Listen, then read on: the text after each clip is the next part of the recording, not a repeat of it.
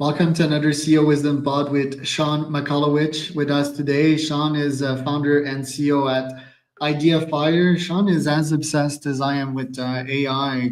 He's an AI evangelist, a speaker, mentor, advisor, investor at Founding, board and VP at Info TGB Chamber, and host of Idea Fire TV. So I think he also has a cool podcast there. So we're going to talk about AI podcasting growth, everything in between. This podcast is presented to you by podpair.com. That is my podcasting company. If you want to get a bunch of leads, we help you run the podcast. We help you close these leads into clients. It's an amazing process to learn, get paid, and connect with amazing people all at the same time. So podpair.com, we have a free ebook and a masterclass. Sean, I'm glad to have you on. Tell me a bit more about yourself and what you're up to nowadays. Sure. First of all, thank you for having me, Charles. Appreciate it, and looking forward to the conversation. Got a rather diverse background. Started building computers when I was 12 with my dad, so I've been a geek and a technologist for life.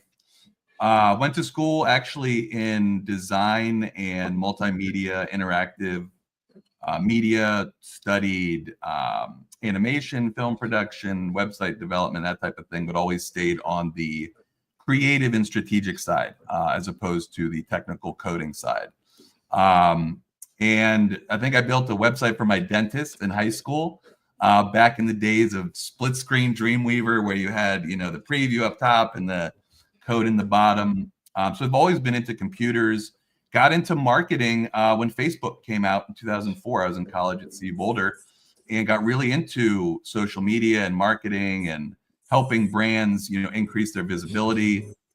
Worked in the corporate world after I graduated for almost a decade, always doing freelance consulting and marketing on the side. And then in 2014, launched my own company. And we will be celebrating 11 years at the end of this month. So that's very exciting. I do a lot of different things. I wear a lot of different hats.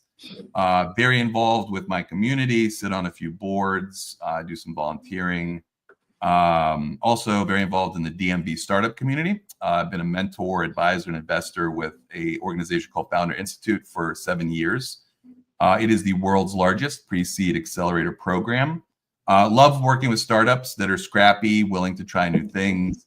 And yeah, obsessed with AI. Like I said, I've been doing marketing through my consulting firm since 2014, but right around 2019, intentionally really leaned into generative AI as I was seeing business use cases emerge and was working on a contract where we connected Adobe Sensei to a Magento e-commerce store.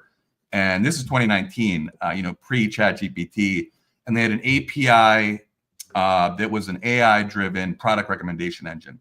And that really opened my eyes to a real raw ROI based business use case for generative AI. And so all of the consulting services we've been offering, digital advertising, social media management, e-commerce, loyalty rewards, program development, we're just all augmenting all of those services these days with generative AI. So we still kind of have the same approach. We're just augmenting and improving all of the services we deliver to mostly startups, mid-sized businesses, and enterprises. And we're just able to deliver much more ROI, impact, and value at the end of the day using generative AI. I do a ton of speaking, workshops, training as well. I love tech and education. They're two of my favorite things. That's kind of the high level of my background, and looking forward to seeing where generative AI goes. Also very into quantum computing and biocomputing as well. Right. Biocomputing is definitely interesting. It's more long term, but quantum, Sure. maybe we'll talk about that by the end of the pod because we're about to get there too. Sure. Where have you seen the most ROI in the application of your AI services? For example, Meet AI cold email, right? Amazing. It's way bigger reply rate. The podcast funnel is quite amazing too. Doesn't require much AI. There is some AI at every step. for example, Opus Clips, cutting shorts, right, and so forth. But what apps do you use to generate the most? What AI apps do you use to generate the most ROI in your clients currently? Oh man, loaded question because there's several. But I would say really, deep customer insights.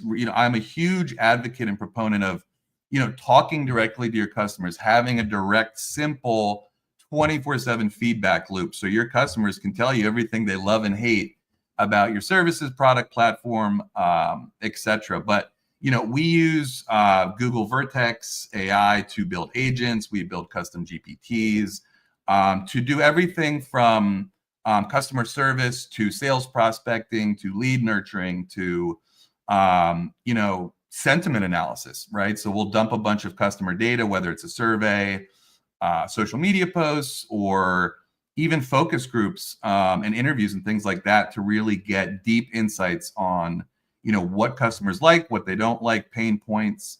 And we've found that can yield really powerful insights to the businesses we work with that really leads to measurable ROI, knowing exactly what the customer wants and delivering it to them, as opposed to, some business owners that think they know what their customers want and build a product they like, as opposed to constantly asking their users, customers, clients, what do you like? What do you want? What do you see? And that's not just products and services, but like, what kind of content do you want to see? Do you want to see, behind the scenes? Do you want to see interviews with the C-suite or founder team?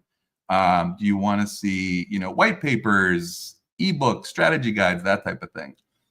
So many different fronts, but it all comes down to really understanding your users and customers. So generative AI has been the most effective in better understanding what your customers want, being able to develop, build, and deliver that.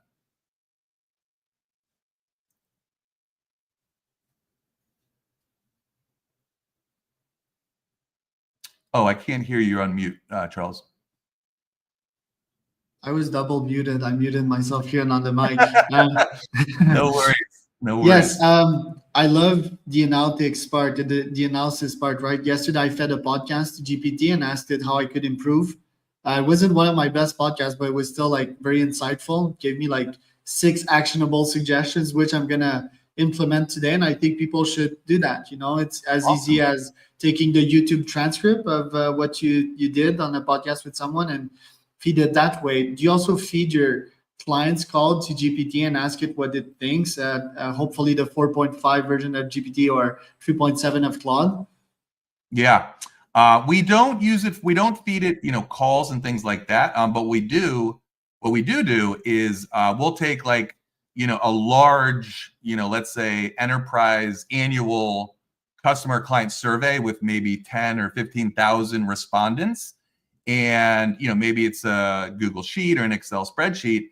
And we will feed that to a custom GPT, or we'll put it in Gemini or Notebook LM, custom or bespoke models we have or have built, and ask specific questions to get granular insights on, what customers are saying and identify patterns and behaviors.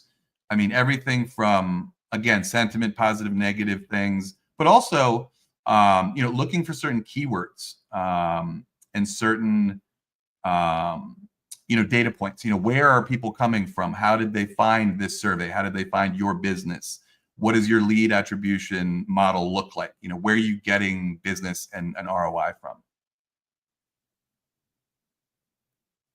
Okay, that's pretty fine. Your podcast, any AIs are layered in there? For example, the Opus example that I mentioned. So I don't have a podcast. I do have a YouTube TV show called Idea Fire TV, which I've done a couple episodes of and a few interviews with VCs and some futurists and technologists and some interesting people. I'm planning to do a lot more episodes. But yes, mostly with Idea Fire TV, I operate exclusively in the Adobe Creative Cloud. So Premiere Pro, Illustrator, Photoshop, InDesign, all of those things. And the generative AI features inside of Premiere are phenomenal. You can generate like literally keyframe by keyframe video. You can fill in backgrounds. You can create loops. You can import, pre-generated sequences. So inside of Premiere Pro, when either I'm editing or someone from my team is editing, we rely heavily on those generative AI features that are built into the whole ecosystem of Adobe Creative Cloud, which are incredibly powerful. Right. And aren't these tools like pretty slow? Like my wife, she's a photographer and she uses Photoshop and so forth, and it seems so complicated and clogged in multi-steps, like just to create a video, it would take you like 15 hours. Yes, like tools like Opus that you just feed them a YouTube snippet and it automatically cuts it into shorts and add the B-roll. What do you think about that? Oh yeah. I've played with Opus. I've played with InVideo. I've played with a couple different ones. I grew up, I think I started in high school on Adobe Creative CS3 or something. So I've been embedded in the video editing world, production. We do a lot of film production for our clients as well. It's another big service we offer. But at the end of the day, it comes down to your hardware, right? And like I said, I've been building computers since I was 12. So I have a very beefy PC. I've got a very beefy GPU. So if you don't have, a powerful computer, then yes, those AI features are going to take longer. It'll be a little slower. But we've got a whole process that we have optimized continuously for editing videos for our clients, for ourselves, where we basically have sequence templates that we can use and drop in clips, automatically transcribe, very quickly. The audio from it, add different layers, labels and things like that. So, Opus is great, I think, for people who are not as familiar with, traditional video production software, but we've been using it so long. I've been using it so long. We've got it really dialed in. So we're not wasting a lot of time, cutting little individual things. Like we have templates for interviews. We have templates for thought leadership pieces, product promotions, events, and things like that. So we can drop things in and you leverage those AI tools, automatic transcriptions. But I'm always open to trying new tools, whether it's video, audio, or anything else. Yeah, it's way deeper, I guess. Premiere, way more professional, way higher quality. You seem to be offering a lot of services. Is that an advantage or a disadvantage? Is it like the jack of all trades or the polymath scenario? No, I mean, what we primarily, but we offer several different services, but what we really focus on at the end of the day is delivering value over everything else. We want our clients to be happy. We nurture long-term relationships no matter what service we're providing. But the primary services we offer are, developing value-driven content, whether it's email or social media or video. We do some advertising still. We do some e-commerce. We help some clients with events. And that's really kind of where we focus in terms of services. Sometimes we do SEO if we're building websites. We don't build a ton of websites these days because you have platforms like Webflow and, you can use generative AI to build websites relatively quickly, but we still do build some WordPress sites. But no, I mean, I think if you try to offer too many services, you can cannibalize yourself that way. So I've been personally very cognizant of, what services we offer and really being good at the core services we offer, which is primarily value-driven content, obviously training, workshops, and direct consulting, helping businesses truly understand how they can use generative AI, put it to work, and get measurable ROI. And that always starts any client engagement we do has always been the same from the first day I started the company, which is we do basically an audit, right? The audit looks a little different these days, but especially with generative AI, a lot of especially startup founders and business owners that think that AI is a magic wand, we're quick to tell them it is not. It can exacerbate problems that already exist.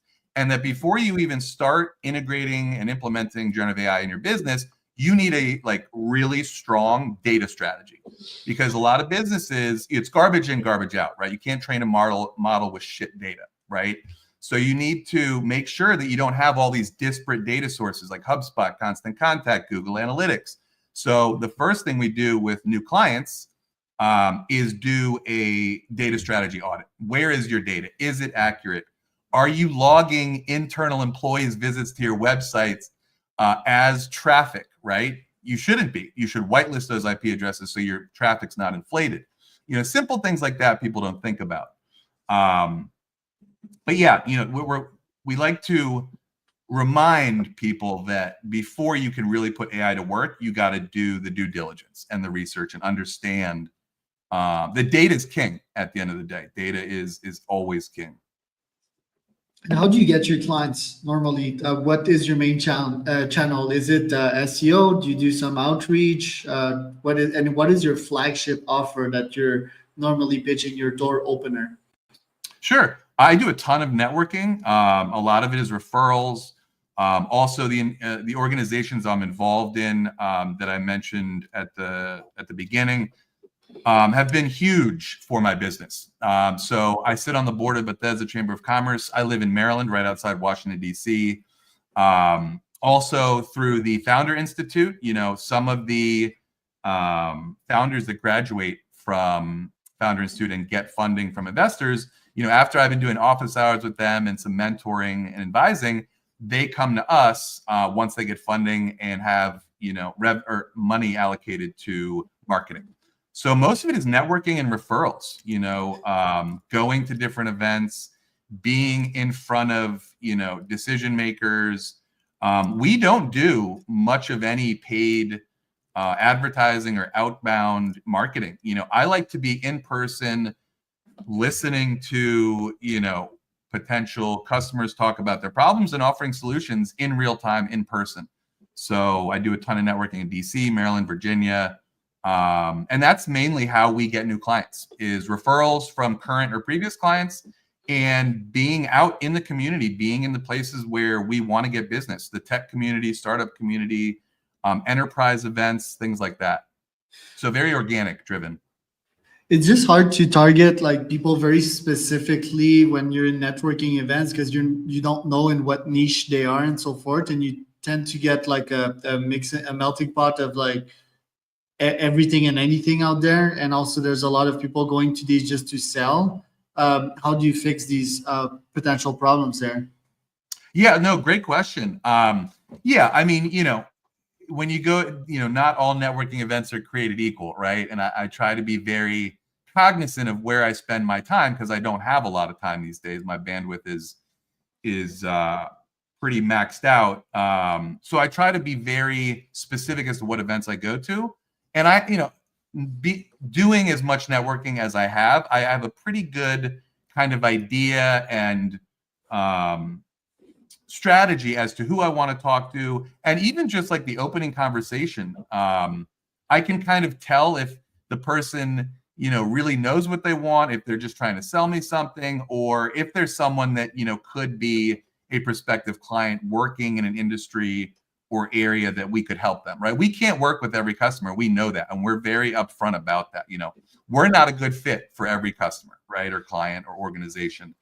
But when I hear certain things, and even, I mean, body language and, you know, the words people use, you know, as soon as people start using like, you know, buzzwords and shit like that, I'm quick to kind of move on and find someone else who, it would be more interesting to talk to and could be, you know, a more or better prospect as a customer. But I'm a listener, right? So I'm not at networking events like, you know, preaching the gospel about how great my company IdeaFire is. I'm listening to what these people are building, what they're doing, their products, their services.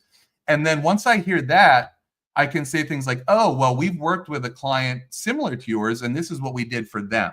Or we had an idea where we helped them innovate on this platform using this tool with this strategy. And they're like, oh, that sounds interesting. And, you know, maybe we could use that. So I try to listen, you know, very carefully and actively, to see where and who has problems where we can provide solutions. Right. What's your take on AI? Are you more on the AI evangelist side of things or AI doomsday side of things?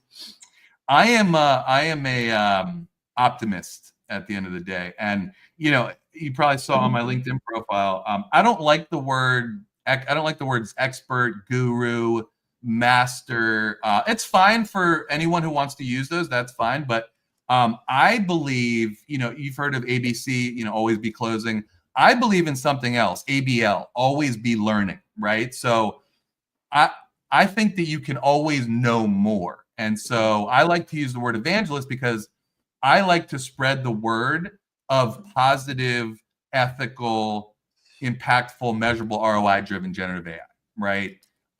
So I'm an optimist, and I like to spread the word of how generative AI can help businesses grow, understand their customers, improve productivity, efficiency, and those types of things. So when it comes to generative AI, quantum computing, biocomputing, even modular nuclear reactors or SMRs, I'm very optimistic in general, but I'm also a realist, right? So I'm very quick to again tell people generative AI is not a magic wand, right?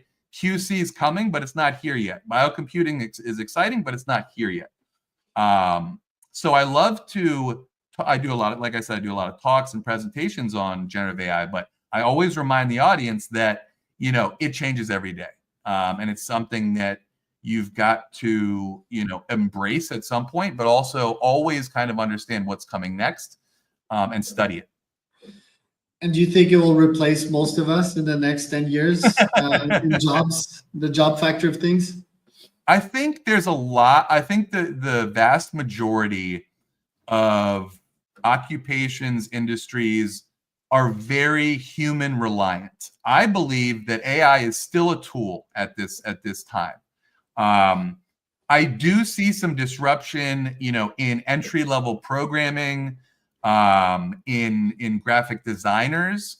Those are two areas where I have friends, colleagues, that I've known for a long time, and they're telling me, Sean, like, we are seeing our clients move towards these very powerful generative AI platforms, whether it's generating creative assets instead of having a human create marketing collateral and creative assets and things like that. Or, again, entry-level programmers. I have friends that have children that are, graduating high school, going into college, and they're asking me, my son or daughter really wants to go into computer programming. I was like, that's awesome, but make sure that they really are dedicated and focused and want to really carve out a niche in that area, because entry-level programming is where I see generative AI starting to disrupt things, just like I said in graphic design. So I still think humans are the imperative when it comes to most occupations. Education and teaching, I believe teachers will always be important humans to be there. So I think it's going to be a few years before we start seeing, mass disruption or, generative AI taking massive amounts of jobs. But I don't think we're there yet. I think we're starting to see the impact of it. Like I said, an entry level I'm not talking about, career, high level programmers with very complex understanding. I'm talking about kids coming out of college, right? That are entry-level programmers. Claude, they just released 3.7 Sonnet. Claude is notoriously really, really, really good at coding. So is Gemini, so is ChatGPT, especially 4.5. So that's where I see disruption. Love it. Where can people find out more about you, Sean? They can go to my website, ideafire.com. They can also check me out on LinkedIn. They can check out Ideafire TV on YouTube. I'm very easy to find on the interwebs. So is my company. And would be happy to chat with anyone who wants to learn more about generative AI and how it can help, grow their business. That was Sean Makulowich and